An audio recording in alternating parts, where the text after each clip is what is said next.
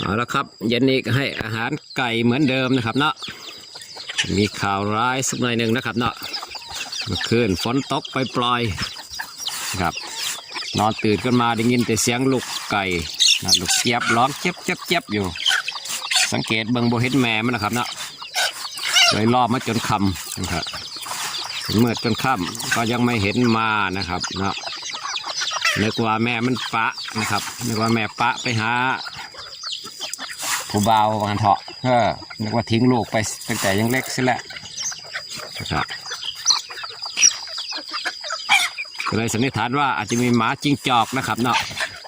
มาแอบกินยามกลางคืนนะครับเนาะมีฝนตกปล่อยๆนอนหลับสนิทไม่ได้ยินเสียงร้องเสียงอะไรสักแอะเลยครับนี่ครับไก่ตัวนี้นะครับลูกเจี๊ยบนี่นะฮะจาก12ตัวนะครับเนาะจาก12ตัวมาคลิปก่อนนะเหลืออยู่แค่7ตอนนี้นะครับมีแค่7ตัวนี่ครับเป็นตัวเล็กๆนี่นะลูกก็ร้องหาแม่กระจัดกระจายกันไปเพื่อเอาตัวรอดนะครับเนาะไปหาแม่ตัวใดเขาก็จิก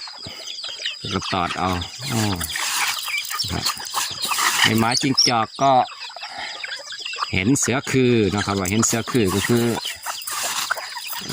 เสือปลานั่นเองนะครับเห็นเสือปลาแล้วเห็นเสือแมวแอบขโมยกินกลางคืนนะครับเนาะหมาครับหมาน้อยอยู่3ตัวทั้งหมดกับหมาใหญ่ตัวหนึ่ง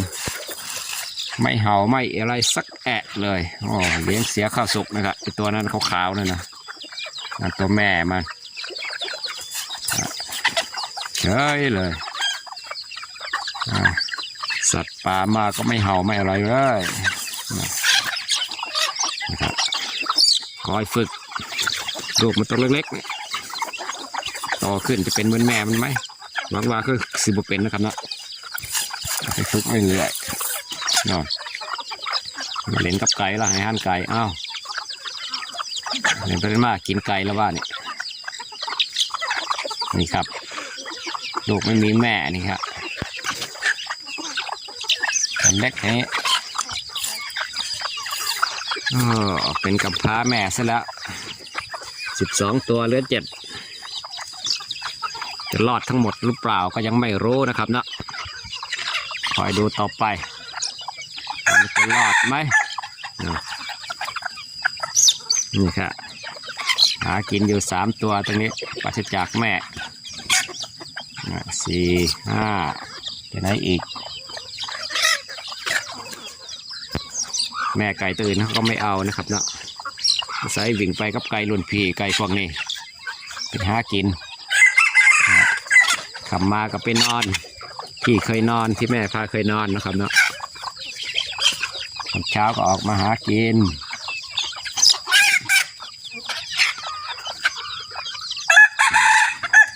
แล้วก็น่าสงสารนะครับเนาะ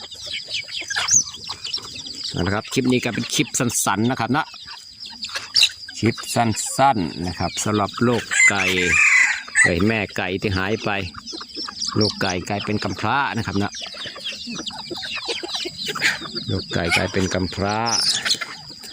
ไม่มาจิ้งจอกก็เห็นเสือปลาเห็นเสือแมวนะครับเนาะแอบกินกลางคืนตอนฝนตกไปปล่อยคงฉลาดเหมือนกันนะครับเนาะคนก็นอนหลับสนิทหมาก็หลับสนิทไม่เห่าไม่ทำอะไรเลยหายต้อมเลยไก่ตัวนั้นเลี้ยงลูกได้ดีซะด้วย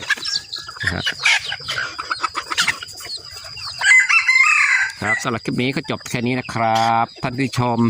ที่ดูถ้าย้ำกดติดตามก็น่าช่วยกดติดตามด้วยนะครับแล้วอย่าลืมกดรูปกระดิ่งด้วยครับเด้อเพื่อจะไม่ผิดพลาดคลิปต่อไปนะครับนะสำหรับคลิปนี้ก็จบแค่นี้สวัสดีครับผม